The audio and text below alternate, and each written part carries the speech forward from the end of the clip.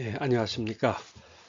오늘 영상은 지난 토요일 날 제가 토요법회를 했고, 거기서 이제 강의를 했는데, 녹화 영상에 문제가 생겨서 올리지를 못하게 됐습니다. 그래서 지금 대신 강의를 녹화하고 있습니다. 어, 지난 토요일이 1월 3일이 우리 연구원의 첫 토요법회였고, 신년법회였다고도 할 수가 있습니다.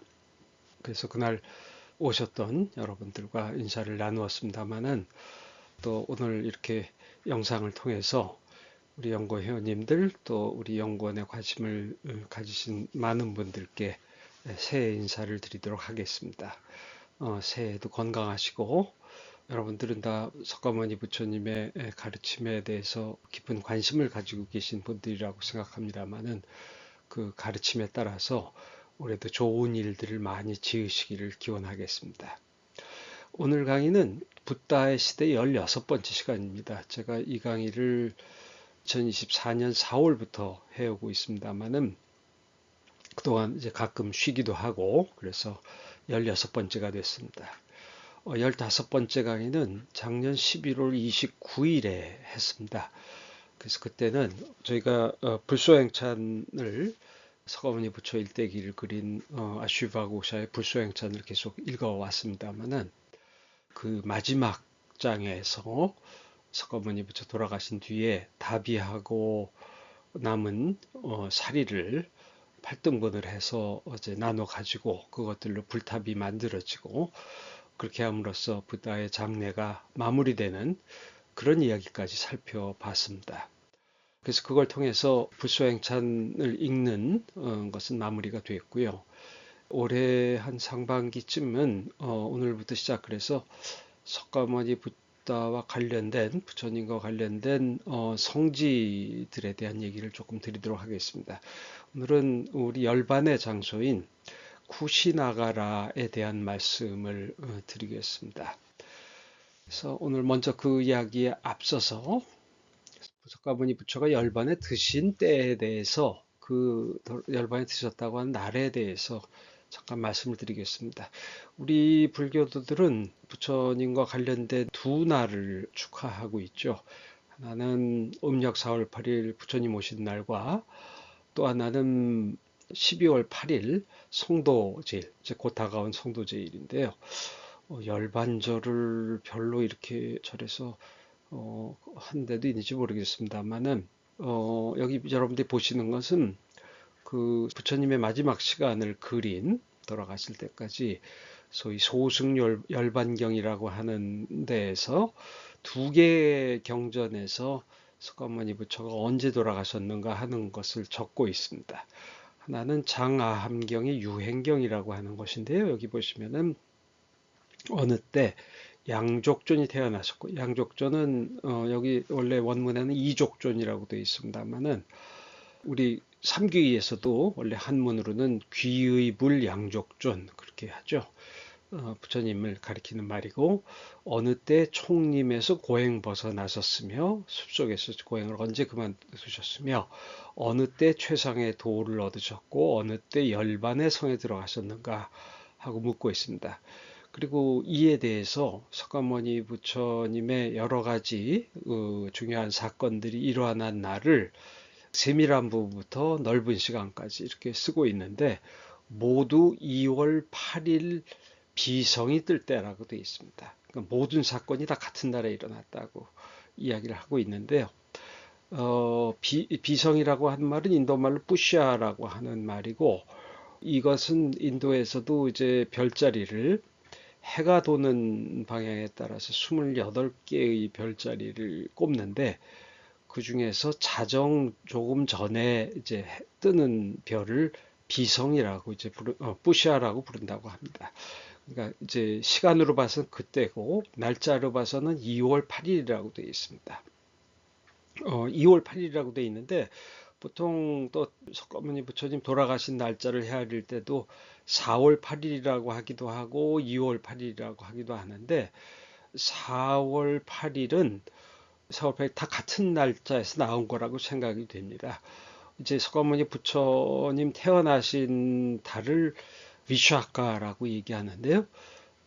위슈아카는 동남아시아에서 그것을 웨삭이라고 발음을 하고, 그래서 웨삭에 부처님이 태어나셨다 그래서 부처님 그 탄생일을 웨삭이라고 동남아시아에서는 이제 부르고 있죠.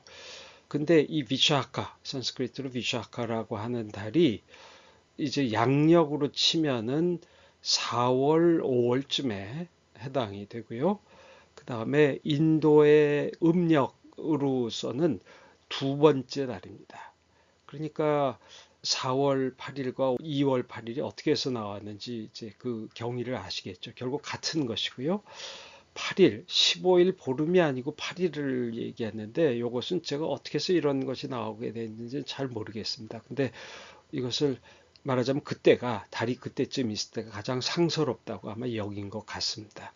그래서 여기 모든 일이 2월 8일에 비성, 그게 뭐 일종의 샛별이라고 하기도 하죠. 이제 명성이 뜰 때라고 써 있는 경우도 있는데 이렇게 쓴 이유는 이 날짜가 그러니까 이 같은 모두 같은 날이 되는데 가장 상서로운 날이라고 여겼고 그 날에 모든 일들이 일어났다고 하는 것이고 결국 이것은 하나의 상징적으로 이런 날짜를 쓴 것임을 알 수가 있습니다. 또 다른 소승열반경의 한역 중에 하나인 백법조역의 불반니원경이라고 하는 데에서는 부처님께서 모두 4월 8일에 부처님 삶에서 중요한 일들이 열반까지 4월 8일에 일어났다고 얘기를 하고 있습니다. 그리고 역시 비성이 올라올 때라고 되어 있고요.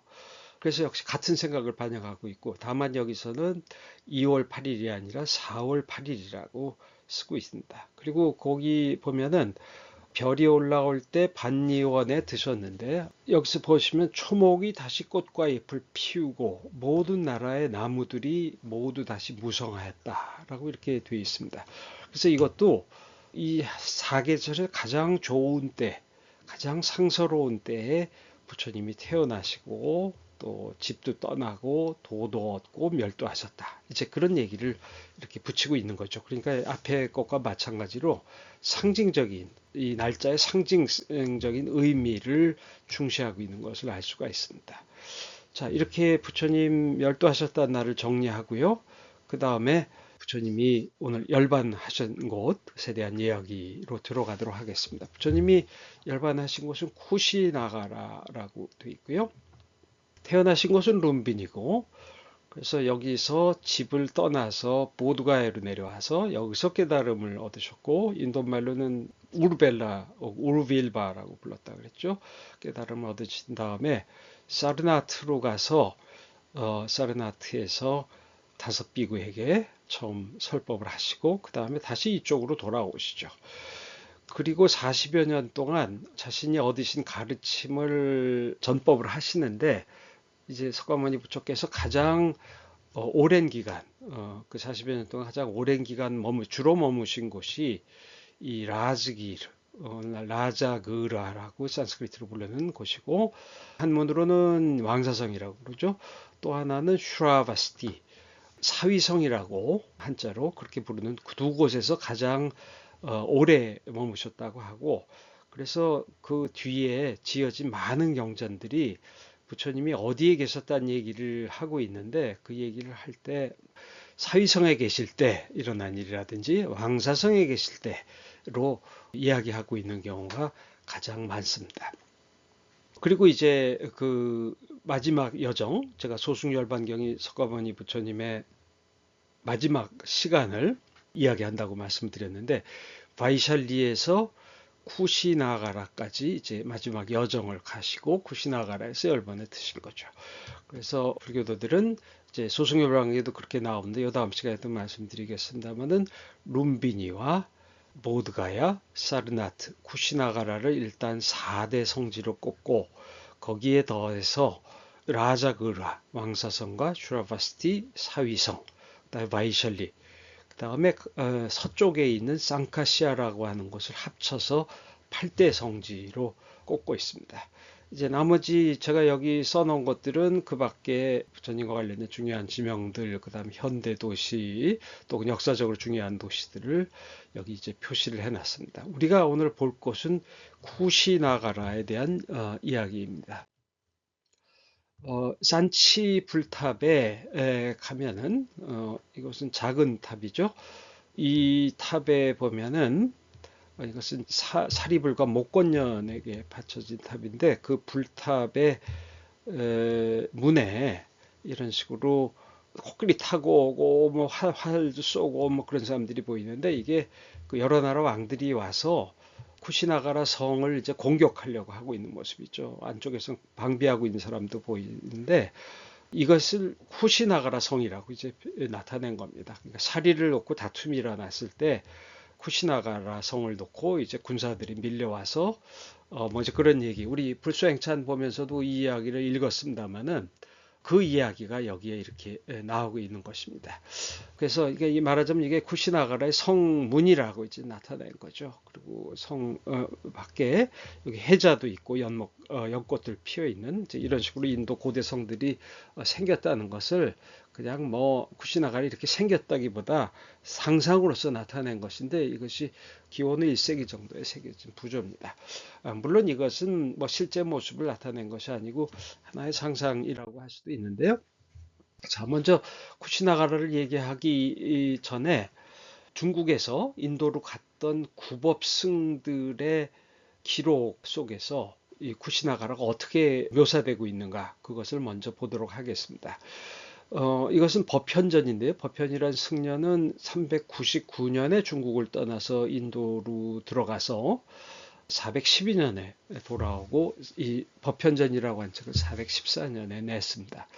중국 사람들은 인도로 가기 시작한 것은 기원 후 4세기부터고 이 사람이 상당히 이른 시기에 갔던 사람인데 갔다 돌아와서 이제 여행기를 남겨서 유명해진 거죠. 그러니까 가서 이제 인도에서 보고 들은 것들을 이제 기록을 한 것입니다. 그래서 여기에선 짤막하게 이렇게 한 부분만이 나오고 있는데 동쪽으로 12위연을 가면 구이나갈 성에 이른다. 이게 바로 쿠시나가라를 얘기한 것이고 성 북쪽에 쌍수 두 그루의 나무 사이에 시련하변에 이건 조금 이상해요. 시련은 보통 그 나이란자나 강을 가리키는데 이게 어떻게 해서 나왔는지 차고인지 그것은 제가 조금 더 찾아봐야 될 문제 같습니다. 또 이것은 보지 못했는데요. 세종께서 머리를 북쪽으로 하고 북쪽에 두셨다는 거죠. 보통 전승에 그렇게 되어 있습니다. 열반하신 곳 및 수발 마지막 제자로 이제 제자가 된 거 브라반이었다가 외도였다가 이제 부처님 제자가 된 사람 수바드라는 사람이 있었죠. 마지막으로 득도한 곳, 금관에 넣어 7일 동안 공양한 곳, 금강 역사가 금강절을 놓아버리고 슬퍼한 곳, 여덟 왕들이 사리를 한 곳 등에 모두 탑이 세워져 있다고 얘기를 하고 있습니다. 그리고 다 절이 있는데 지금 모두 남아 있다. 근데 성에는 백성들이 매우 적어서 약간의 승려와 민호가 가혹이 있을 뿐이다. 이제 그 정도로 얘기를 하고 있습니다. 그 법현은 이렇게 간단하게 기록을 남기고 있는데, 그러니까 5세기 초의 상황을 나타내고 있는 것이죠. 그 뒤에 이제 현장은 인도를 629년경에 떠나서 645년에 돌아오게 됩니다. 그래서 여기에 간 것은 630년대라고 할 수가 있는데요. 이 사람은 훨씬 긴 기록을 남기고 있습니다. 물론 이 현장이 남긴 대당서역기는 법현전이 불과 한 권, 그러니까 옛날 경전은 이렇게 두루마리 형태의 롤이죠.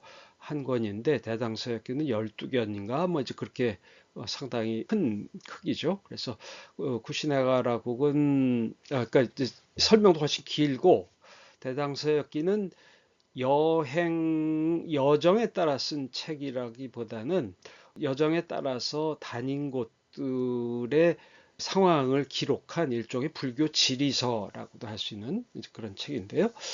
자, 그럼 차례로 보도록 할까요? 쿠시나가라국은 성곽이 기울고 허물어졌으며 마을도 인적이 드물다.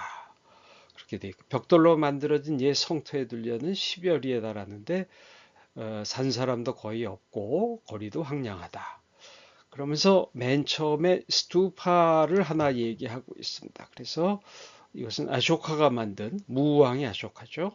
그 다음에 그곳이 어디냐면은 쭌다라고 한 사람 앞에 우리 불소행차에서 읽었는데요. 내 옛집이다. 집 안에는 우물이 있는데 부처님께 공양을 올리게 뚫은 것이다. 그렇게 얘기했습니다. 쭌다가 전에 말씀드린 대로 버섯이라고도 하고 돼지고기라고도 하는 음식을 부처님께 바쳤는데 부처님이 그것을 드시고 이제 탈이 나셨다. 이제 그런 얘기가 남아 있죠.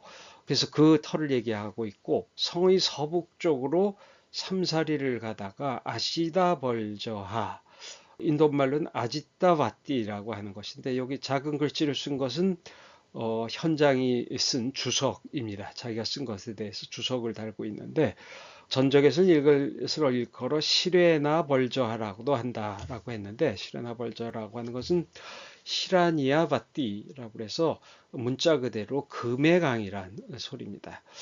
그래서 그 강을 건너면 그러니까 아직 쌍림까지는 아직 가지 못한 건데요. 서안에서 그 강을 건너서 서안에서 멀지 않은 곳에 사라나무 숲에 이른다라고 되어 있습니다. 그래서 이제 그 다음 장으로 가게 되는데요. 이것은 제가 미리 보여드리는데 구글 얼스 지도로 본 지금 쿠시나가라의 모습입니다. 이곳은 그 큰 타운이 없고 그 19세기에 여기가 처음 알려지게 됐을 때 이제 불교 성지로 처음 알려지게 됐을 때 여기에 조그만 마을밖에 없었습니다. 그래서 이곳은 큰 도시 때문에 생긴 절이 아니고 부처님이 돌아가셨기 때문에 말하자면 중요하게 된 그런 곳이라고 할 수가 있는데요. 여기에 보면은 여기에 절터가 있습니다. 여기가 이제 우리가 얘기할 쿠시나가라가 되고요. 여기 이렇게 강이 흐르고 있잖아요. 그러니까 이 강을 얘기하지 않았나 싶은데 이 강의 서쪽에 그 절터가 있고 이제 이 이야기들은 이제 다시 드리도록 하겠습니다. 자, 그래서 이제 현장은 여기서 여러 개의 탑들을 스투파들을 얘기하고 있습니다. 자, 그 중에 이제 제일 중요한 것이 여기인데 사라나무, 샬나무는 떡갈나무와 비슷한데 껍질이 청백색이다. 그렇게 얘기하고 있고 여기가 열액에서 정멸에 드신 곳이다. 그리고 거기서 벽돌로 만들어진 커다란 정사가 있는데 거기에 열의 열반상이 있다고 되어 있습니다. 이것은 19세기 후반에 이곳을 영국 사람들이 들어와 발굴하면서 이 상의 잔해를 발견하게 됩니다. 그 이야기를 다시 말씀을 드릴게요. 그 열에는 북쪽으로 머리를 두고 놓으셨다. 마찬가지고요. 그 옆에 스투파가 있다고 돼 있고 스투파는 무왕 역시 아쇼카가 만든 것이고 기단은 비록 기울고 허물어졌지만 높이는 여전히 200여 척에 달한다라고 했는데요. 요즘 척으로 친다면은 뭐 글쎄요 한 5, 60m가 됐다는 얘기인데 뭐 그렇게 컸을지는 잘 모르겠는데 좀 과장이 있는 것 같습니다. 실제로 발견했을 때 이렇게 큰 탑은 아니었습니다. 그리고 그 옆에 돌기둥이 세워져 있는데 이것도 이제 보통 아쇼카가 불교 성지에 다니면서 돌기둥들을 세우죠. 여기에는 열애께서 정멸하신 일에 관한 기사가 실려 있다. 문장들이 있긴 해도 날짜가 적혀져 있지 않다.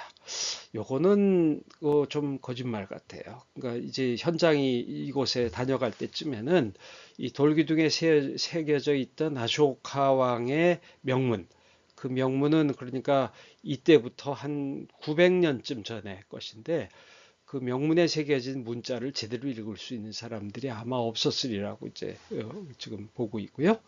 그래서 앞에 여러 기록을 보면 부처님께서 태어나신 지 80년이 지난 해의 패사월, 그게 바로 아까 제가 말씀드린 바이샤카 비샤카라고 하는 달이고 그 후반에 15일, 네, 현장 기록은 15일로 얘기하고 있습니다. 반열반에 드셨다고 하는데 이것은 당나라의 3월 15일에 해당된다라고 얘기를 했고요.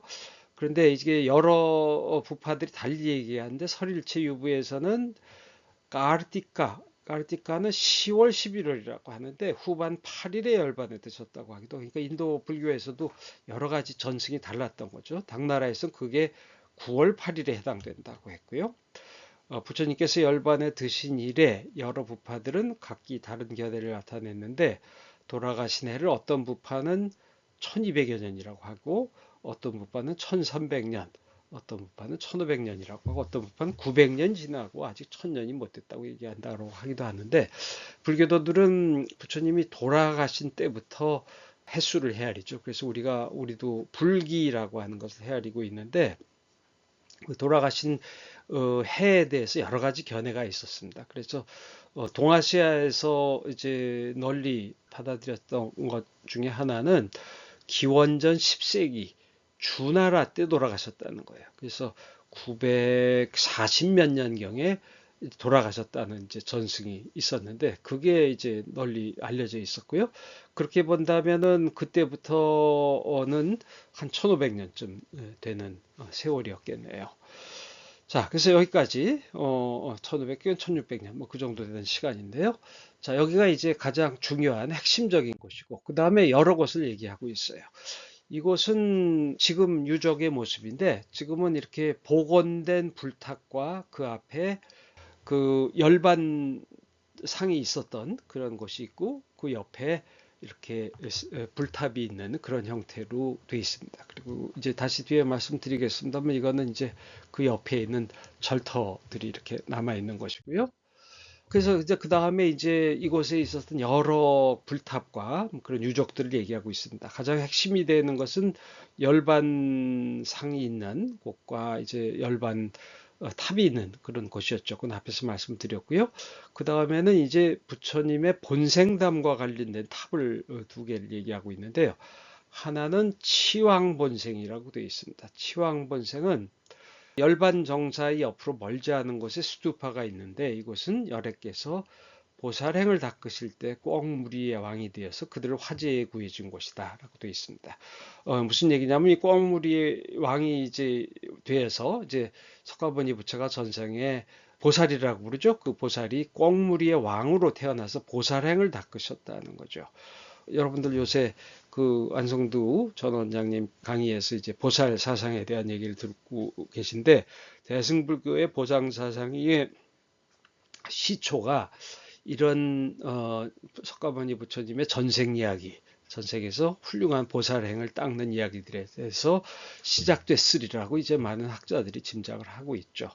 그런데 이 숲에 불이 났다는 거예요. 숲에 불이 붙었는데 이 꿩의 왕이 이제 거기 사는 뭐 여러 짐승들이 화를 입을 것을 걱정해 가지고 맑은 물을 몸에 적셔서 그 물을 뿌려댔다는 거예요. 그러니까 뭐 그 물이 그래 가지고 불이 꺼지겠습니까? 그러니까 제석천이 너는 어찌해서 이렇게 헛된 날개짓을 하느냐? 그래 가지고 불을 끌 수 있겠다고 생각하느냐라고 얘기했다는 거죠. 그러니까 꿩이 그럼 당신은 누구시오? 하고 물어보니까 나는 제석천이다라고 얘기한 겁니다.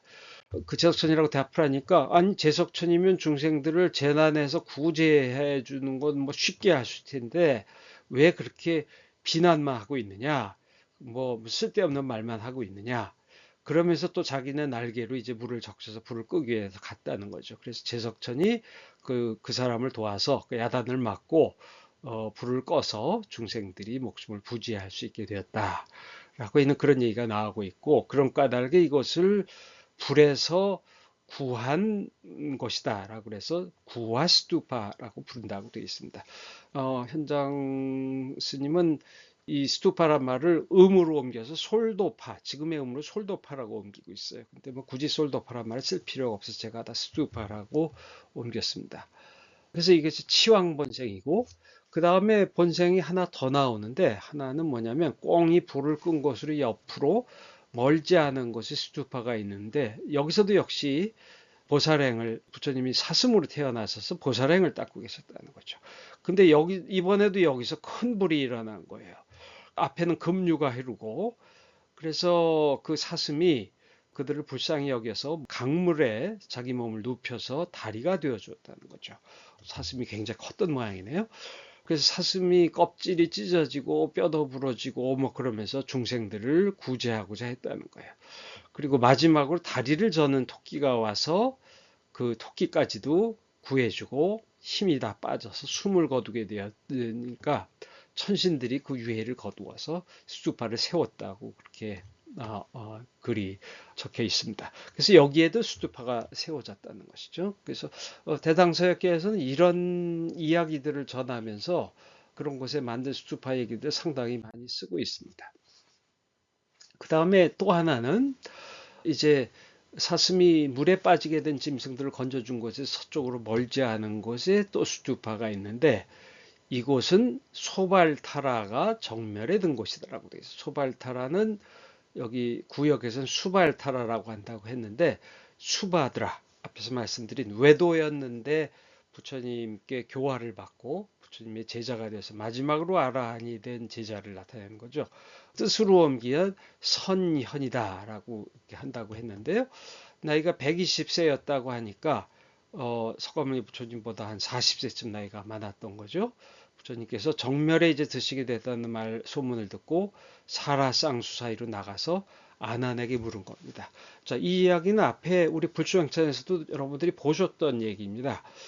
그 이야기를 또 기억하시기도 하고, 근데 여기서도 현장이 다시 한번 얘기를 하고 있어요. 그래서 부처님께서 장차 열반에 드신다고 하는데 내가 좀 뭘 여쭙고 싶다. 그러니까 아난이 이제 외도가 와서 어지럽게 힘들게 하지 말라고 부처님이 힘드실 수가 있으니까 더군다나 외도하고 얘기하려면 좀 피곤한 일일 수도 있겠죠. 그러니까 수바드라가 부처님을 세상에 만나기도 어렵고 정법을 듣기란 더욱 어렵다고 들었습니다. 그래서 커다란 의문이 있는데 그 대답을 앞으로 청할 것이 없어질까 두렵다라고 그렇게 얘기를 했다는 거죠. 그래서 그 다음에 이제 부처님께 가서 이제 질문을 하게 된 거죠. 그래서 이 교담마, 고타마라는 소리죠. 구담이라고도 하고 고타마께서는 능히 모든 것을 알고 계십니까? 부처님이라고 세존이라고 부르진 않네요. 약간 아직도 조금 이제 부처님을 완전히 떠받드는 것 같지는 않은데 부처님께서 나는 모든 것을 깊이 궁구하였다. 그리고 나아가서 법을 설하시니까 수바드라가 부처님 설법을 듣고 마음속에 깨끗한 믿음과 이해가 생겨서 법 속에 들어가 드디어 비구가 되는 구족계를 받기를 구했다고 하죠. 그래서 여러께서 말씀하시기를 이 구족계를 받을 수 있겠느냐, 네가 이제 비구가 될 수 있겠느냐라고 하면서 외도 이학, 이 사람은 이제 브라만이라고 얘기를 하는데 범행을 닦으려는 자는 마땅히 4년 동안 행과 성품을 관찰해야 되는데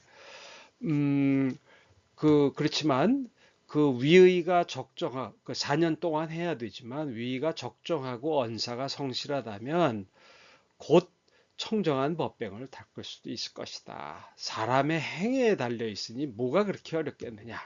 라고 그렇게 말씀을 하셨다는 거죠. 그러니까 수바드라가 사사로운 마음이 없다고 이제 말씀을 하고 4년간 하겠다라고 하니까 부처님께서 나는 앞서 이미 사람이 행해 있다고 설하였다라고 하면서 이 사람이 과거에도 닦은 행이 있다는 그런 뜻으로 말씀을 하신 것 같아요.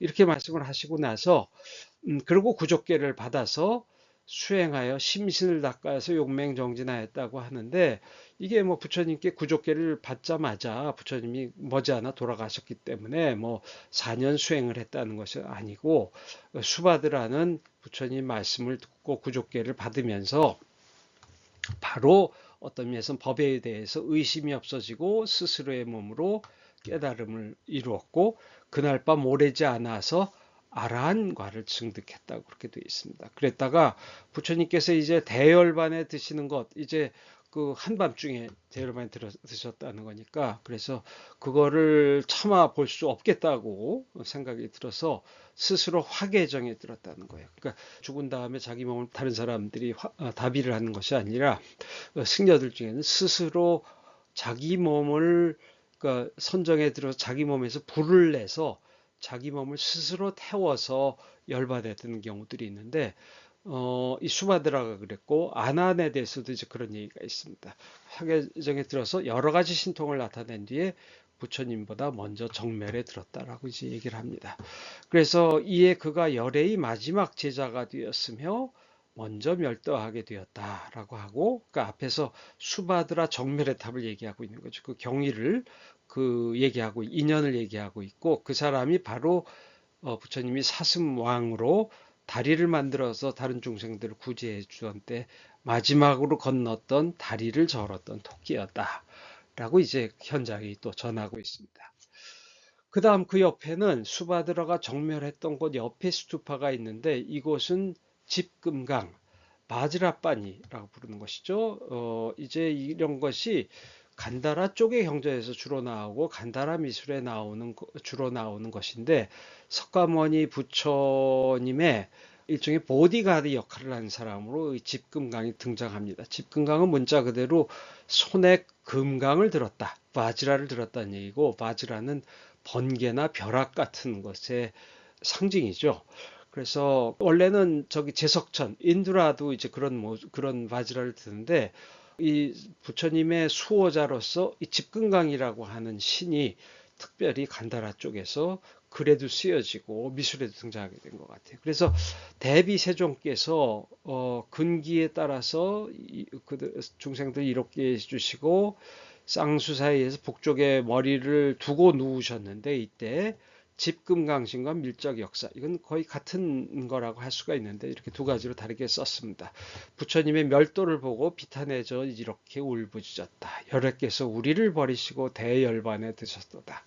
이제 우리는 귀의할 곳이 없어졌고 보호받을 곳이 없어졌다. 독화살이 깊게 박히고 근심의 불결이 맹렬하게 솟게 되었구나. 그렇게 하면서 금강제를 내던지고 기절해 땅에 쓰러졌고 또 한참 지나 일어나서 또다시 슬퍼하고 애통해하며 부처님을 그리워하면서 생사의 넓은 바다를 이제 누가 노를 건넬 것이며 무명의 길고 긴 밤에 누가 등불이 되어주겠는가 하고 한탄을 했다는 거죠. 그래서 그렇게 울부짖고 한탄했던 곳에 집금강에 넘어졌던 곳에 스투파가 세워졌다는 겁니다. 그래서 간다라 이제 미술의 부조 중에는 제가 앞에서 다른 걸 보여드리기도 했지만 여기서도 이제 그런 비슷한 게 나오는데 여기에 이제 이게 바지라거든요. 바지라를 손에 놓고 울부짖고 있는 집금강이 있고 그 옆에 있는 사람들도 막 슬픔의 격정을 보이고 있죠. 여기 울고 있는 사람도 있고 여기 혼자 고요히 앉아 있는 사람이 바로 수바드라 마지막 제자가 된 수바드라라고 이렇게 나타낸 것입니다. 자, 그 다음에 이제 또 다른 탑이 있는데 참 탑이 여러 개가 있죠. 금강신이 쓰러진 곳 옆에 스투파가 있는데 이곳은 열애께서 정멸에 드신 지 7일 동안 공양을 올린 것이다. 열애에 7일 동안 공양을 올렸는데 천신들이 공양을 올린 것이라고 합니다. 정멸에 드실려 할 때 인간과 천신들이 모두 모였는데 어느 누구도 시름에 잠기지 않은 자가 없었다.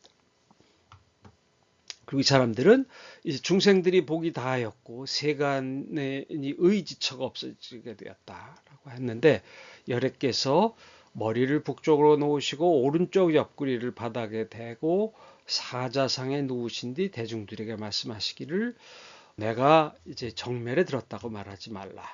법신은 상주하니 모든 변하고 바뀌는 것에서 벗어났느니라 말씀하시고 마땅히 게으른 마음을 버리고 어서 빨리 해탈을 구하라고 말씀을 하셨다는 거예요. 그러니까 이것도 이제 부처님의 마지막 유계, 마지막 가르침이라고 할 수가 있죠. 경전마다 여러 가지 다른 형태로 이제 유계가 나오고 있는데 법을 섬으로 삼아서 의지처로 삼고 이제 가라 뭐 그런 얘기도 있었고요. 그런 것들이 이제 앞에서 보신 불소행차에서 그런 얘기들이 다 있었습니다. 근데 여기서 이렇게 얘기를 하셨는데 모든 비구들이 슬픔에 겨워 흐느끼어 울며 비탄에 잠겼는데 이때 아나율이라고 하는 사람이죠. 아니루따가 부처님 처음 설법을 들었던 다섯 제자 중에 한 사람인 아니루따가 이제 등장을 하는데 대부분의 경전에 아니루따가 등장을 하고 있습니다. 그러면서 멈추시오, 슬퍼하지 마시오 그렇게 얘기하면서 말라 사람들이 공양을 마친 뒤 금관을 들고 부처님이 돌아가신 거죠. 열반장소까지 이제 열반장소까지 가고자 했다. 이때 아니루따가 말하기를 천신들이 7일 동안 공양을 올리고 싶어 하오. 그래가지고 하늘의 대중들 천신들이 성덕을 찬양하며 지극한 마음으로 공양을 올렸다고 하는 곳에 이곳에 이제 또 탑이 세워졌다는 것입니다. 자, 그 다음에는 또 하나의 탑이 있는데 관이 멈췄던 건 옆에 스투파가 있는 것인데 이곳은 마야 부인이죠. 부처님의 어머니가 부처님이 인멸하실 때 이 지상에 내려와서 부처님이 인멸을 슬퍼하면서 곡을 한 곳이라고 이제 그렇게 되어 있습니다. 그래서 열애께서 정멸에 드시고서 입관 절차가 모두 끝나자 아니율타가 천궁으로 올라가서 아나율이 마야 부인께 알린 거죠. 그 법왕이신 세종께서 이미 정멸에 드셨습니다라고 얘기하니까 마야 부인이 전생에 자기 아들이 열반에 드셨다는 얘기를 듣고서 천신들과 함께 쌍수 사이로 마야 부인은 돌아가셔서 도리천에 계셨다 그랬죠. 그래서 천궁이 이제 그래서 나오는 것인데요. 쌍수 사이로 나가서 승가지 발과 석장을 봤다. 이게 승가지라고 하는 것은 부처님이 입으시는 커다란 옷이고 발은 바르고 석장은 지팡이를 나타내죠. 그래서 마야 부인은 이런 유품들을 보더니 슬피 통곡하다가 정신을 잃었다고 해요. 다시 깨어나서 말하기를 인간과 하늘의 복이 다하였고 세간의 눈이 사라졌구나. 이제 이런 물건들은 쓸모가 없으니 주인이 없구나. 그렇게 얘기를 하고 그러자 열애의 부처님의 성스러운 힘으로 금관이 저절로 열리고 광명이 비치는 가운데 열애께서 합장하고 앉아 계셨다는 거죠. 그러니까 어머니가 오셔서 그 어머니를 만나기 위해서 금관을 열고 열애께서 합장하고 그랬다는 것입니다. 이거는 좀 약간 아마 동아시아 쪽에서 생긴 전통일 수도 있는데 왜 그러냐면은 그 마야 부인은 도리천에 가서 태어나면 천신으로 태어났고 이제 인도 불교에서 불교 미술에서도 이렇게 그 부처님이 도리천에 가서 어머니에게 설법을 했다는 그런 이야기가 있는데 그런 걸 나타낼 때도 마야 부인을 그냥 남자 모습처럼 이렇게 나타내고 그랬거든요. 한 생에 목숨을 마치고 새로 태어났는데 옛날 모습을 유지하겠습니까? 뭐 윤회라는 게 그런 것이 아니죠. 그런데 여기서는 마치 옛날 모습을 가지고 다시 찾아오신 것 같고 또 어머니 옛날 모습 그대로고 또 어머니에 대한 효심에서 부처님이 금관에서 나와서 합장을 했다고 그렇게 얘기를 하고 있어서 그런 부처님의 효심을 강조하고 있습니다. 또 부처님이 마야 부인께 또 굳이 합장하고 그랬다는 것도 좀 이상하기도 하고요. 근데 재행의 법이 원래 그러하나니 부디 그토록 상심하지 말라 마십시오 하고 얘기하고 그러니까 아나니 애통한 마음으로 훗날 세간의 사람들이 이 일에 대해서 물으면 뭐라고 답해야겠습니까? 하니까 부처님께서 이미 열반에 드셨으나 그 어머니 마애분이 천궁에 내려와 쌍수 사이에 이르시니 열애께서 모든 불효한 중생들을 위해 그 효성을 실제로 보인다는 거죠. 금관에서 일어나 합장하고 설법하셨다. 그렇게 불효한 중생들을 위해서 그 모습을 보였다. 가르치기 위해서 이제 그렇게 나중에 답하라, 나중에 설명하라 이상이죠. 동아시아에서는 열반도가 상당히 많이 그려졌는데요. 우리나라도 그렇고 일본에서도 많이 그려지고요.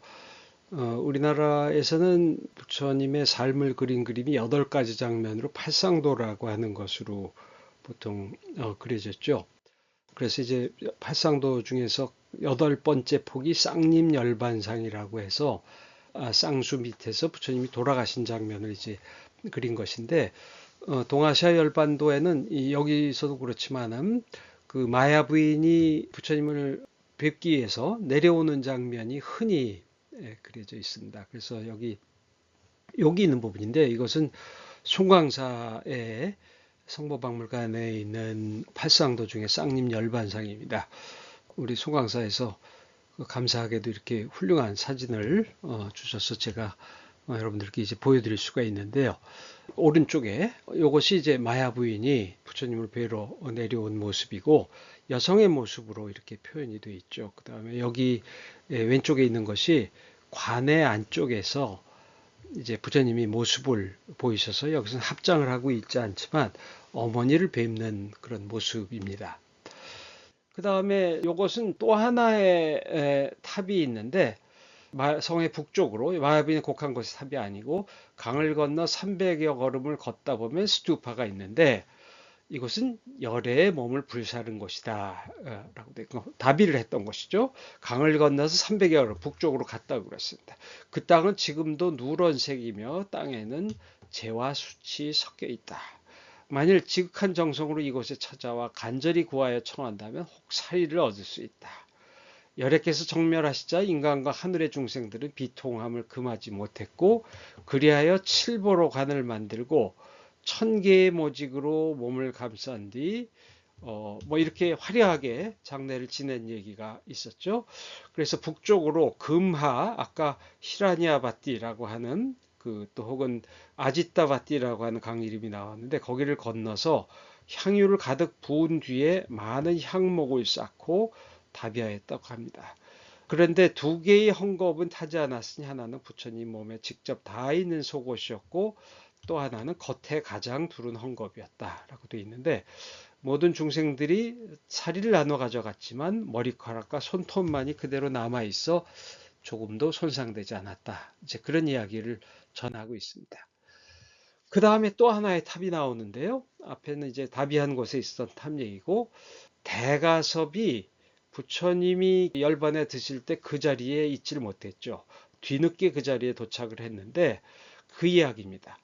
열애께서 뒤늦게 도착한 대가섭을 위해서 두 발을 보여주신 것이다. 그러니까 금관을 놓고 향목을 쌓고 불을 붙이려고 했는데 불이 붙지 않았다는 거예요. 사람들이 이걸 보고 다 놀라니까 아나율이 가섭을 기다려야 합니다.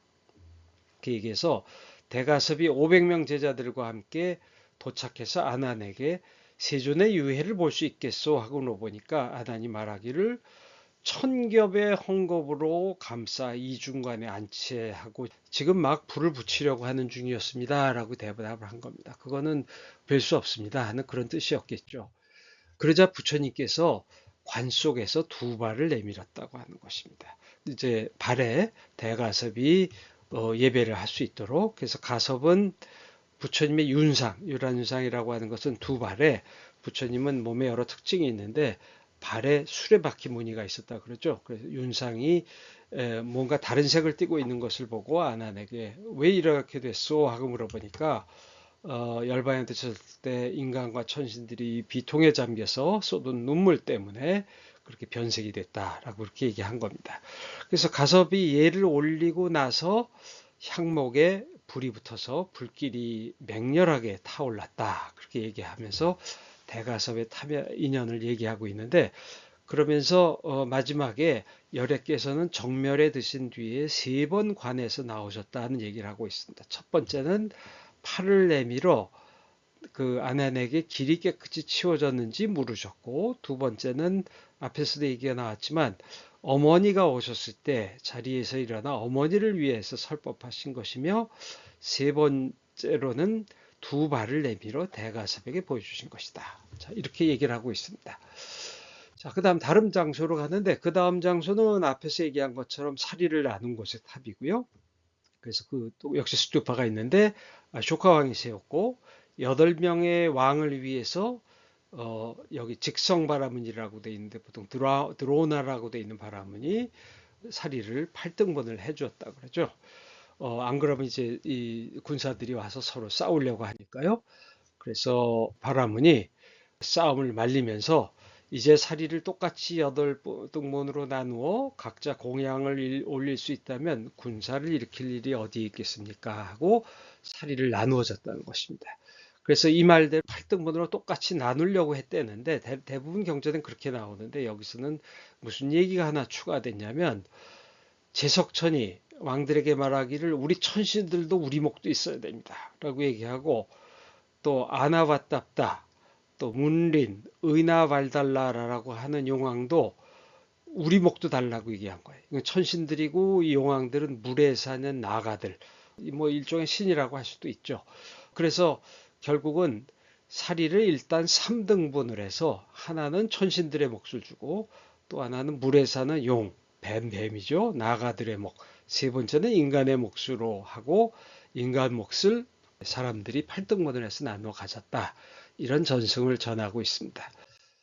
그 다음으로 이제 마지막 얘기가 나오는데 마지막 얘기는 사리를 나눈 스투파에서 서남쪽으로 200여 리를 가면 상당히 이건 서남쪽으로 내려간 곳이죠. 쿠시나가라에서 커다란 마을이 있는데 거기 브라만이 있었다는 것이고요. 이 사람은 세도가였고 거부였는데 여러 가지 지식이 있고 삼보를 경배했는데 승방 절을 지어서 요가는 승려 스님들에게 이제 공양을 했다는 겁니다.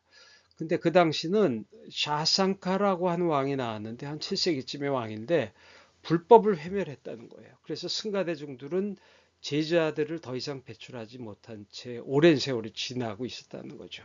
그래서 그 바라문은 은근하고 측은한 마음을 품었다고 하는데 이런 것이 그 당시 불교가 좀 이미 쇠퇴하고 있었던 것을 반영하고 있는 것 같아요.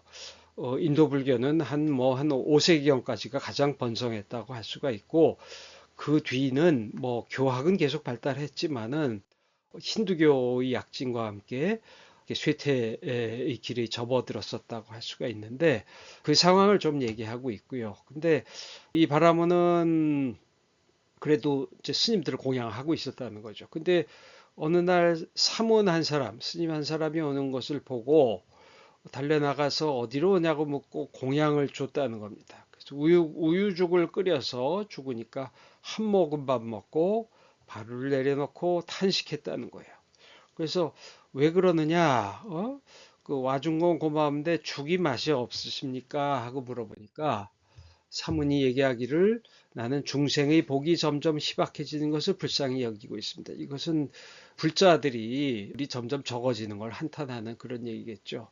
그래서 그 이야기 나중에 하겠다라고 얘기를 했는데 그래서 바라문이 식사를 마친 뒤에 아까 말을 해주겠다더니 왜 말을 안 해주느냐 하고 이제 물어보니까 말하기가 쉽지 않다. 그러면서 사실은 당신이 의심을 불러올지도 모릅니다. 한 것은 믿기 어렵겠지만 내가 아까 탄식한 것은 죽이 맛이 없었던 게 아니고 죽은 수백 년 내 지금까지 먹어본 중에 가장 맛있다. 그런데 당신이 아마 믿지 못하겠지만 나는 옛날 열애께서 세상에 계셨을 때 세존을 모시고 있었다라고 얘기를 하는 거예요. 그런데 지금 이 맑은 우유는 옛날의 담수는 미치지 못하는데 그것은 인간과 하늘의 복이 차츰 줄어드는 까닭이라고 얘기합니다. 이것은 벌써 불교가 인도에서 쇠퇴하고 있던 상황을 이런 식으로 간접적으로 얘기한 거죠. 그러니까 바라문이 놀래가지고 그러면 스님께서는 세존을 친견하셨다는 말씀입니까? 하고 물어보니까 부처님 아들인 라울라가 바로 나요. 라고 얘기를 하고 호련히 사라져 버렸다는 거예요. 그래서 바라문이 그 사분이 묵었던 방에 향을 사르고 상을 마련하고 공경했다. 그런 얘기가 있는 겁니다. 그래서 라울라가 머물렀던 곳에 대한 이 인연이 마지막으로 나오고 있습니다. 그리고 다시 대장서역에 흔히 이런 식으로 나오는데 대림 속에서 큰 숲을 지나서 500리를 가다 보면 바라닐사국, 바로 바라나시라고 하는 것이죠. 이제 그 다음에서는 바라나시에 대한 설명을 그 다음 권에서 하게 되는데 그 이야기를 여기서 이제 적고 있는 것입니다. 그래서 현장의 이야기는 여기서 이제 마무리가 되고 있습니다. 자, 이제 현장의 대당서역에 나오는 기술을 다 읽고 이제 그러면 지금의 쿠시나가라에서는 어떤 것들을 볼 수 있는가 그런 말씀을 드리도록 하겠습니다. 제 강의를 들으시는 분들 중에는 인도 성지순례를 다녀오신 분들도 많이 있으실 것 같고요. 성지순례를 가면은 보통 편의상 7대 성지를 가죠. 여기 가장 서쪽에 있는 상카시아는 좀 이 여정에서 좀 외곽에 있기 때문에 일정도 복잡해지고 그래서 보통 7개 성지를 갑니다. 그래서 그때 보고 오신 분들도 계시겠지만은 실제로 가면은 그렇게 많은 것이 남아 있지 않고 대부분 다 후대에 만들어진 것들이 많이 있습니다. 쿠시나가라도 이제 그런 곳인데요. 근데 그 인도의 성지들은 대부분 다 19세기 후반에 다시 확인이 됐던 것이고 이제 그때부터 발굴도 되고 정비가 된 그런 곳입니다. 자, 쿠시나가라를 보도록 하겠습니다. 쿠시나가라는 발견 당시에는 가시아라고 불리고 있었고요. 그렇지만 경전에서는 팔리어 경전에서는 꾸시나라라고 써 있고 산스크리트는 꾸시나가라라고 이제 불렸습니다. 그래서 그걸 한자로 옮겨서 구시나가라, 구시나게라, 구시나갈 등이 있고, 뭐 구이나 구이, 뭐 이 밖에도 많은 음사 용어들이 있습니다. 또 그리고 뜻으로 옮겨서는 상모성이라고 부르기도 하는데, 이 말은 꾸샤라고 하는 풀이 자라는 곳이다 하는 말에서 꾸샤라는 풀이 있는데요. 이 꾸시 나가라란 말이 나온 것이 아닌가 하고 그렇게 추측을 하기도 합니다. 나가란 도시란 소리고 꾸시, 그러니까 꾸시가 꾸샤란 얘기죠. 그런데 불교 경전에 보면은 빨려 경전에 마하수타사나 수타라고 하는 경전이 있는데요. 이 경전은 장부니까야에서 장부니까야에 이제 소승 열반경이 들어있죠. 그 바로 다음에 나오는 것인데 이 경전에서는 무슨 얘기를 하고 있냐면은 석가모니 부처님이 왜 쿠시나가라 같은 보잘것없는 곳에서 돌아가셨느냐라고 그런 질문을 물으면서 쿠시나가라는 그렇게 보잘것없는 곳이 아니고 굉장히 훌륭한 곳이라는 얘기를 쓰고 있습니다. 가령 이런 식이에요. 이게 처음에 부분을 제가 좀 일부 인용하는데 아난다 존자는 세존기 이렇게 말씀드렸다. 세존이셔. 세존께서는 이처럼 조그맣고 척박하고 볼품없는 도시에서 반열반하지 마시옵소서. 돌아가시기 전에 하는 얘기죠. 세존이셔. 짬바. 짬바는 동해안 쪽에 있는 동인도 끝에 있는 도시고요. 라자가하 왕사성 아까 라자그르하라는 이건 빨리어 경전이기 때문에 빨리어 표현대로 옮긴 것입니다. 이거 저기 강목수님이 번역하신 거를 제가 대체로 다 옮겨왔는데요. 사와티는 슈라바스티고 꼬삼비는 꼬샴비고 와라나시는 바라나시를 가리키는 말입니다. 이와 같은 큰 도시들이 있는데 거기에는 세존께 청정한 믿음을 가진 많은 크샤트리아 부호들과 바라문 부호들과 장자 부호들이 있는데 그 사람들은 열애의 존귀한 존체를 잘 수습할 것입니다. 그런데 왜 이렇게 촉박하고 볼품없는 도시에서 열반에 드십니까? 그러지 마십시오 하는 얘기를 안 한다고 하는 얘기죠. 그러니까 부처님께서 말씀하시기를 안 한다요. 그렇게 말하지 마라. 꾸시나라를 그렇게 조그맣고 척박하고 볼품없는 도시라 말하지 말라. 이곳에는 마수다사나라고 하는 전륜성왕이 있었는데 훌륭한 왕이었고 7가지 보배를 갖추었다고 그랬는데 전륜성왕은 7가지 보배를 갖추는 것으로 보통 얘기가 되죠. 그리고 아난다요. 이 꾸시나라는 마수다사나 왕이 다스리던 꾸사와티라고 하는 수도였으니 꾸사와티는 빨리어로는 꾸사와티 이렇게 썼고요. 산스크리트는 꾸샤와티라고 이제 부르는 것인데요. 역시 꾸샤라는 풀 이름이 들어가죠. 와티라는 도시란 뜻이고 그래서 동쪽으로부터 서쪽까지는 12요자나의 길이였고 북쪽으로 남쪽까지는 7요자나의 너비였다. 그렇게 얘기하고 꾸샤와티는 부유하고 번창하였으며 인구가 많고 사람들로 붐비며 풍족하였다. 또 꾸사와티는 7가지 성벽으로 둘러싸여 있었다고 하고 4가지 색깔의 대문이 있었고 7줄의 야자나무들로 둘러싸여 있었고 또 야자나무들이 아름다운 소리를 냈고 뭐 그런 얘기들을 적고 있습니다. 그리고 그 뒤에 이 쿠샤와티의 전륜성왕이 얼마나 훌륭했는가 뭐 그런 얘기들을 적고 있는데요. 이 이야기는 꾸시나가라가 과거에 꾸시나라라는 나라였고 그 나라가 아주 훌륭했다는 얘기를 하고 있는 것이죠. 그러니까 이것은 말하자면은 이걸 역사적으로 합리적으로 설명하고자 한다면은 석가모니 부처님이 구시나가라라고 하는 말하자면 그 당시로 봐서도 볼품없는 도시에 말라족의 도시에서 돌아가셨는데 그것을 이렇게 좀 미화하려는 의도가 보이는 것이라고 할 수가 있죠. 그러니까 구시나가라가 그렇게 보잘것없는 곳이 아니고 과거에 이렇게 훌륭한 곳이었다 하는 그런 얘기가 나오고 있는데 여기에도 역시 꾸샤란 말을 쓰고 있습니다. 그래서 이제 이런 과거에 이런 얘기가 있었고요.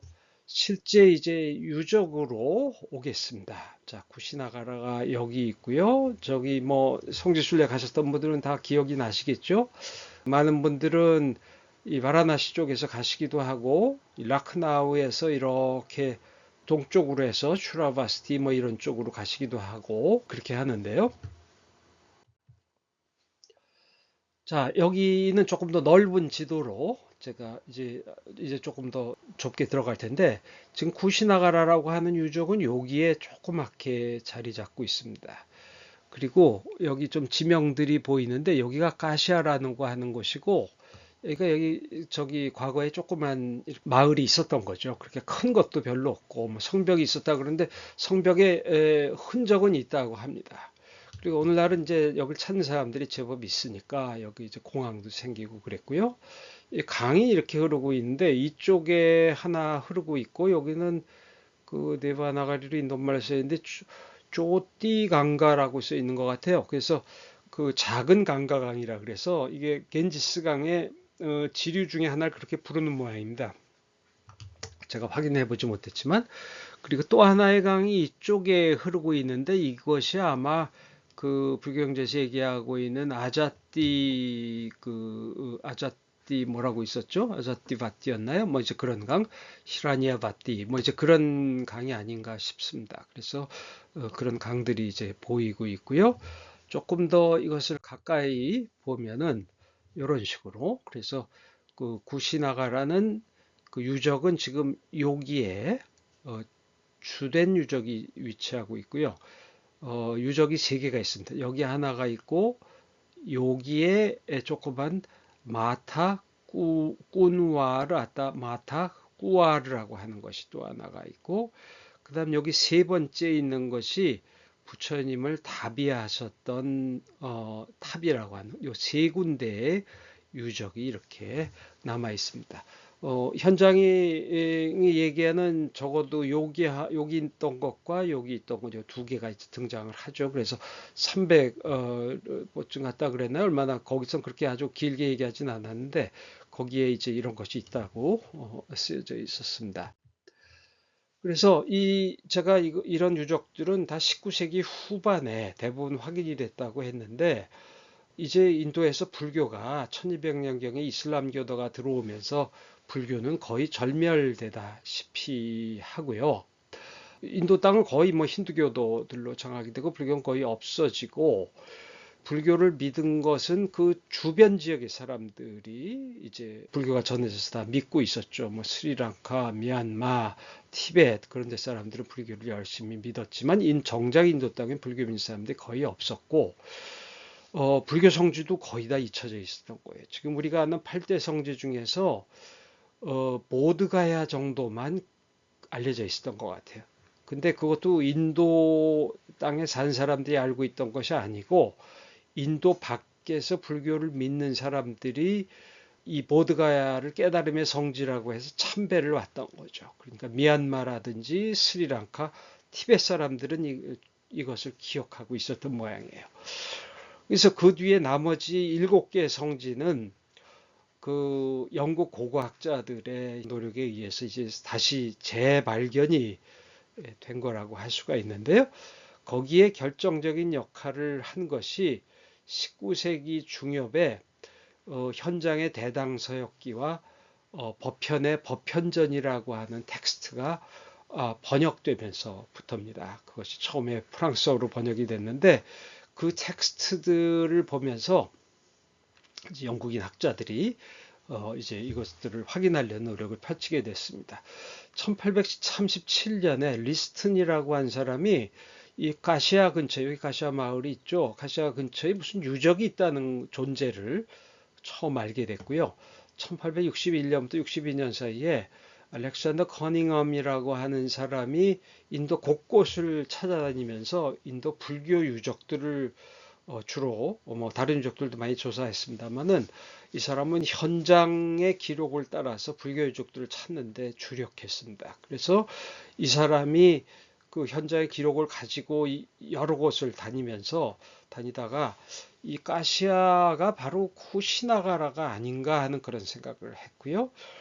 커닝엄 밑에서 일하던 아키볼드 칼라일이라고 한 사람이 1876년, 77년 그 무렵에 여기서 발굴을 했습니다. 그래서 여기 주된 부분과 여기 마타까우루, 그 다음에 크리메이션 슈바라고 하는 이 세 곳을 이제 알게 됐고, 이것들을 일부 발굴을 하면서 쿠시나갈의 존재를 알게 됐습니다. 제가 그 이야기는 조금 뒤에 말씀을 드리는데 그 뒤에도 여기가 쿠시나가라냐 하는 의문을 제기한 사람들이 이제 계속 있었는데 빈센 스미스 같은 사람이 20세기 초에 그러기도 하고 근데 뒤에 보실 것처럼 여기가 쿠시나가라라고 하는 것은 비교적 확실한 것 같아요. 룸비니 말고 이제 카필라 성 같은 곳의 위치는 조금 문제가 많이 있지만 이것은 그런 점은 좀 없는 것 같고요. 그 뒤에 또 그 1904년, 1907년까지 네덜란드 사람인 포링이라고 읽어야 될까요? 뭐라고 읽어야 될까요? 네덜란드 사람이 제가 발음을 잘 못하겠는데 그 사람이 이 영국의 인도 고고학 조사를 일하면서 발굴을 했고 세 시즌에 걸쳐서 그 다음에 그 밑에서 일하던 히라난다 샤스트리라는 사람이 이어서 또 한 번 발굴을 했습니다.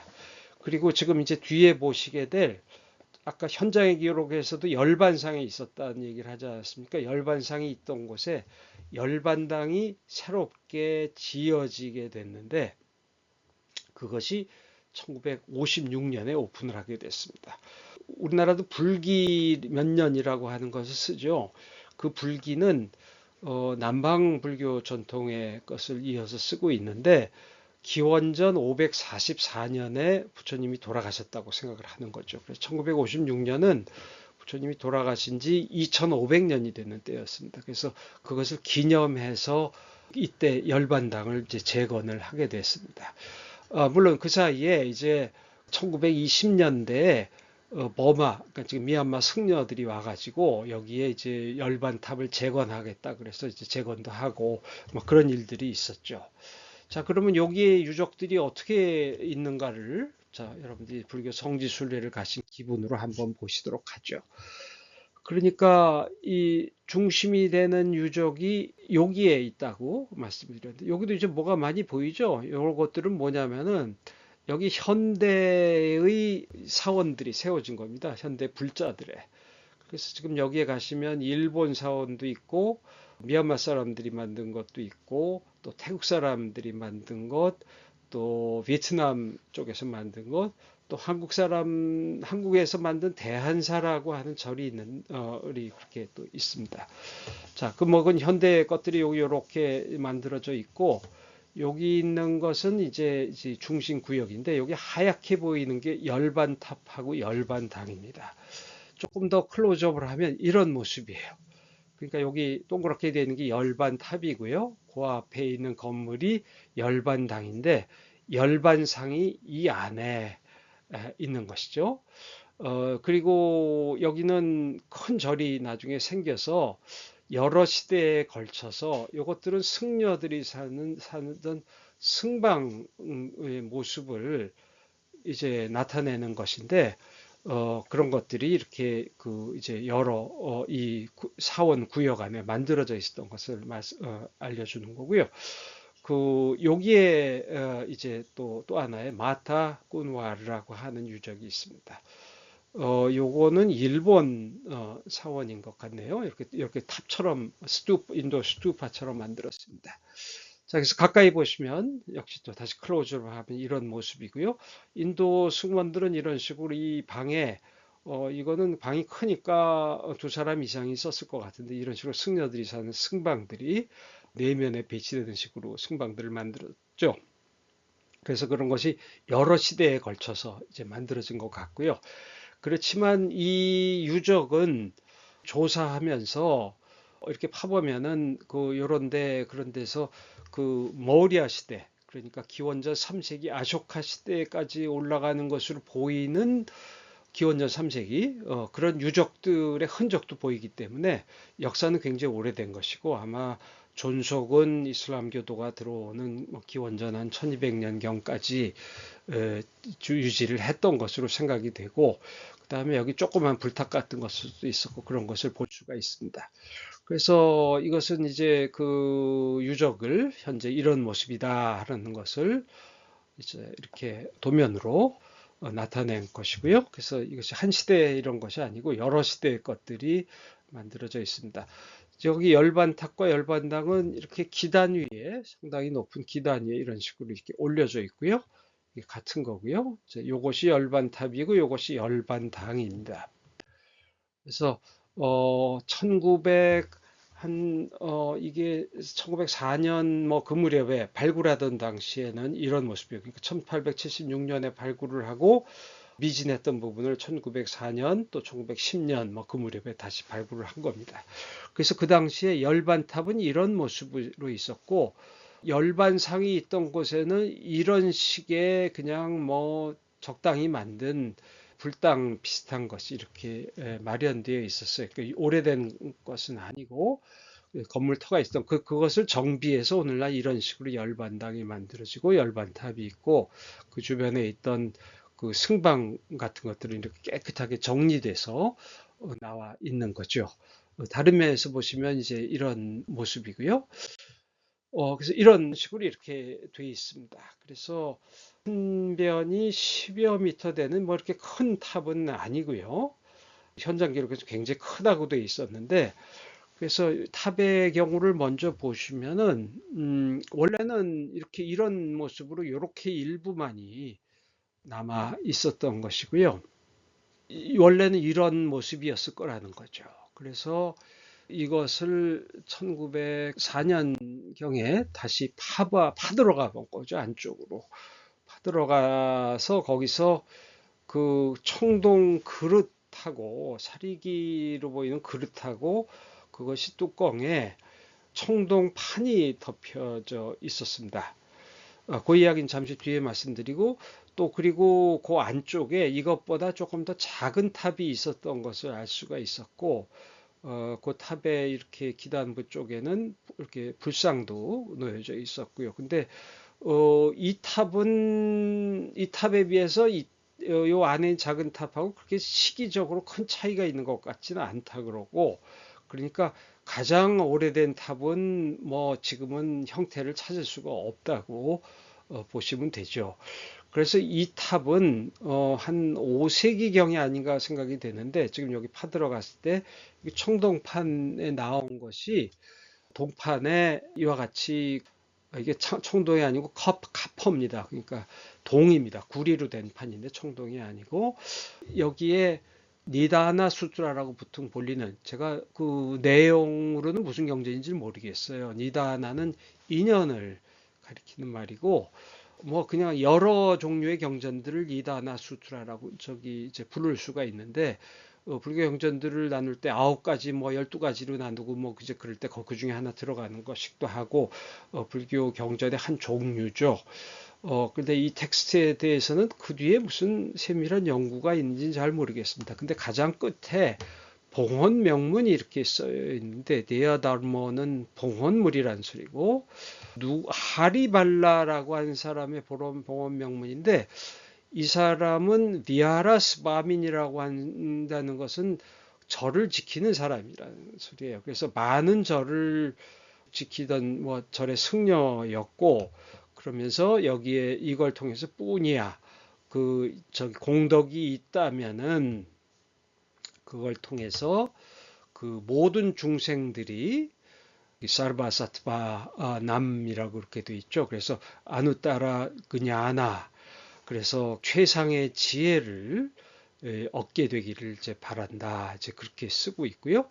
그 다음에 그 샤크야 빅슈라고 하는 것은 이 불탑이 한 5세기경에 만들어진 걸로 생각이 되는데 이 당시 대승불교 승려들을 샤크야 빅슈 한자로 석종비구라고 얘기도 하는데 그렇게 불린 경우가 많았던 것으로 알려져 있어요. 샤크야 빅슈하고 이름은 나르마 난다라고 하는 사람이 모든 것에서 굉장히 뭐 아주 그 환희했다. 뭐 이제 그런 얘기가 있고 그 이 동파는 마지막에 나오는 것이 이 동파는 여기 보면은 니자 비슷한 게 보일 듯 말 듯하고 바나 짜이띠에라고 돼 있어서 파린 일바나 짜이띠아의 땀라빠따가 이제 그 동판이란 소리고 들어 있었다라고 이제 그렇게 적혀져 있는 것입니다. 봉헌 명문에.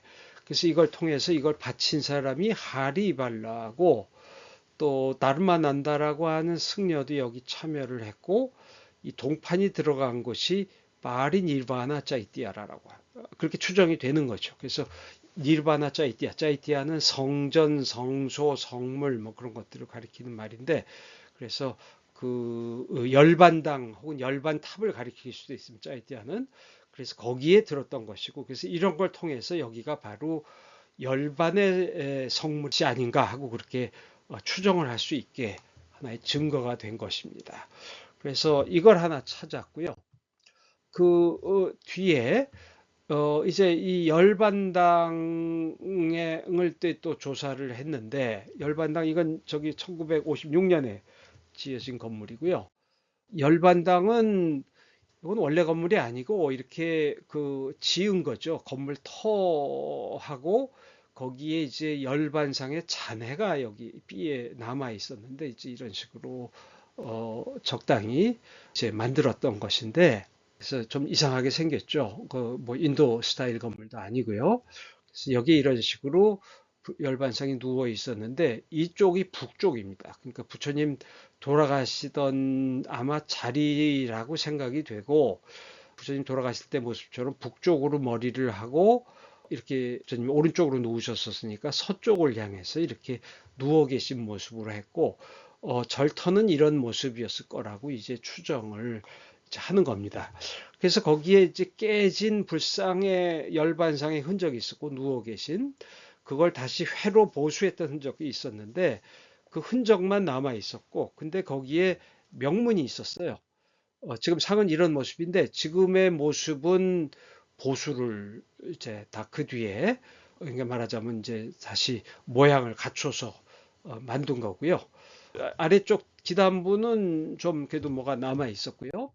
그래서 거기에도 명문이 있었는데, 그 명문에 뭐라고 되어 있냐면 데야 다르모, 이건 플리트라고 한 사람이 1888년에 했던 번역인데, 여기에 역시 마하비하라 스바민, 그래서 여기 A자가 빠졌네요. 제가 여기 긴 A가 여기 들어가야 되는데, 마하비하라 스마빈인 하리발라가 바쳤다고 돼 있고, 이 역시 같은 사람인 거죠. 그래서 이제 이런 걸 통해서 이것이 열반당, 아까 바쳤다는 동판 명문이 있었는데, 이런 걸 통해서 이곳이 쿠시나가라의 석가모니 부처가 열반에 드셨던 장소일 거다라고 추정을 하는 겁니다.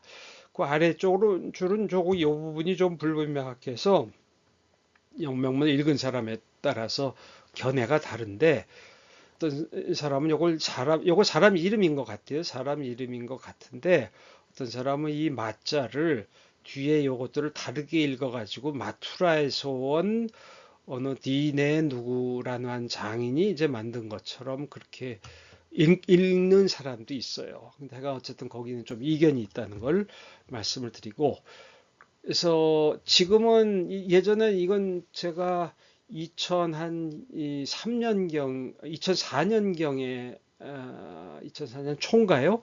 그때쯤 찍은 사진인데, 그 요새는 여기 다 이렇게 유리로 해서 접근을 못하도록 그렇게 돼 있더군요.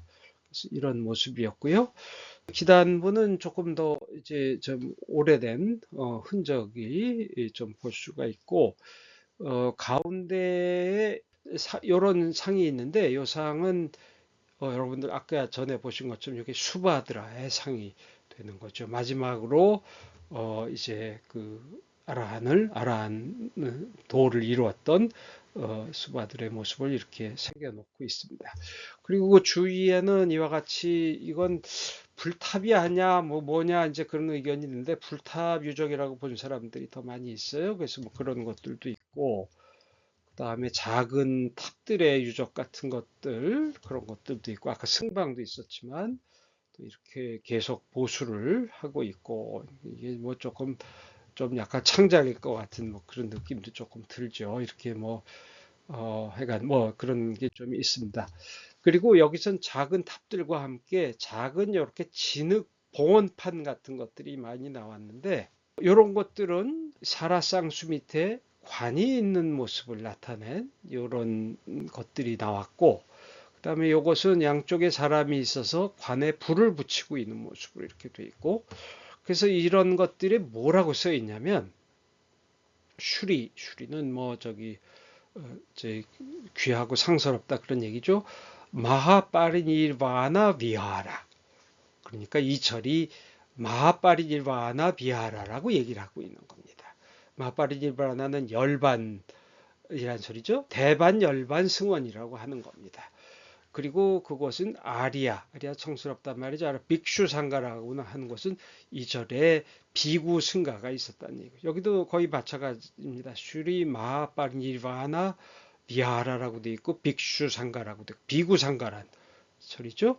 또 다른 데서는 여기 저기 제가 여기 저 정비를 하면서 글자를 넣었었는데 빠졌네. 여기 슈 사운드가 여기 빠져 있습니다. 그래서 마하파리니르바네 짜뚜 디쇼 빅슈 상가라고 돼 있어서 마하파리니르바나 여기 비하라라고 한 말을 이제 생략한 거겠죠. 그다음 짜뚜 디쇼는 사방이란 소리여서 사방 비구 승가라고 하는 것을 자기네 정체를 그렇게 아이덴티티를 그렇게 나타낸 거죠. 이런 진흙으로 만든 이렇게 판들이 많이 나왔기 때문에 이것도 또 하나 이 절이 열반사 부처님 열반하신 곳에 세워진 절이었다고 하는 것을 또 하나 알려주고 있는 겁니다.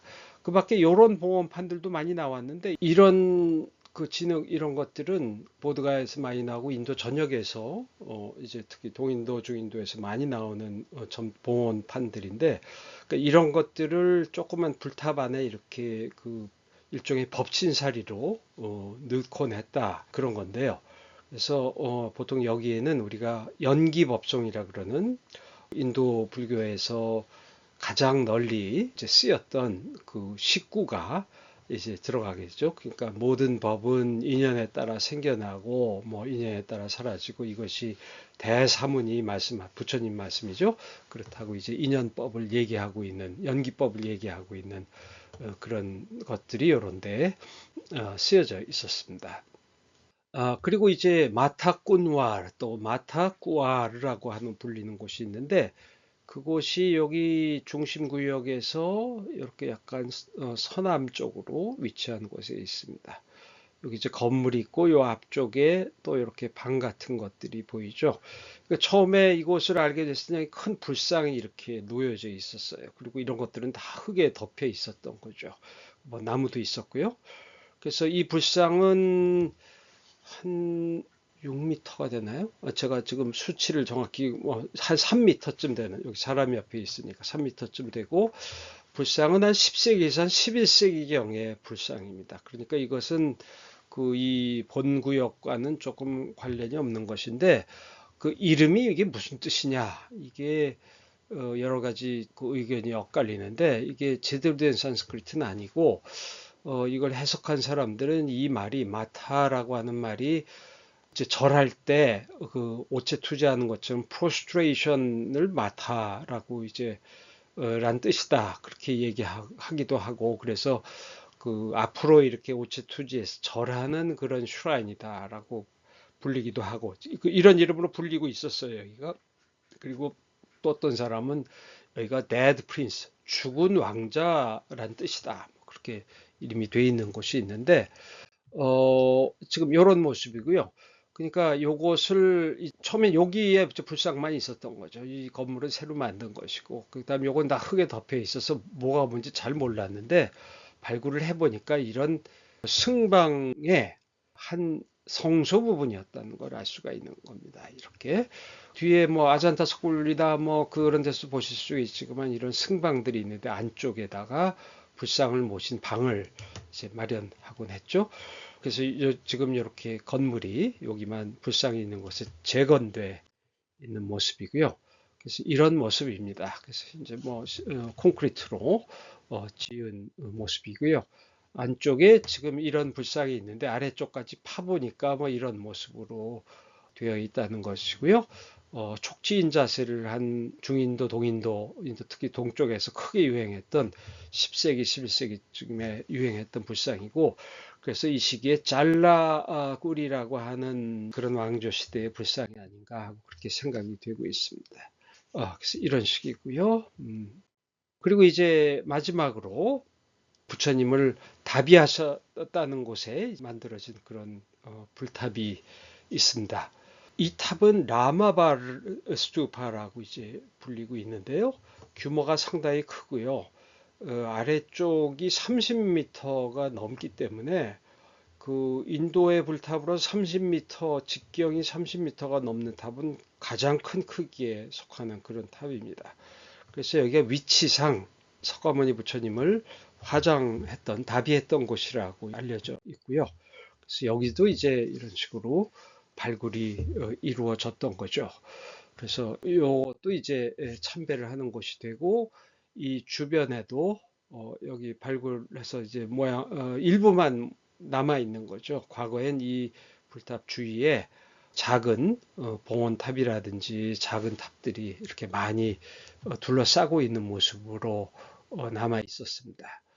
그래서 여기까지가 쿠시나가라에 대한 모습이고, 여러분들이 이제 불교 정지순례 쿠시나가라를 가시면 이런 것들을 보고 또 이런 이야기들을 듣고 그렇게 돼 있습니다. 그래서 우리 불소행차에서 읽으셨던 것들, 또 법현이나 현장 스님이 전하는 이야기 같은 것들을 음미하시면서 성지순례에서 쿠시나가라를 한번 보셨다라고 이제 생각하시면 될 것 같습니다. 그럼 제 오늘 말씀은 이것으로 마치도록 하겠습니다. 감사합니다.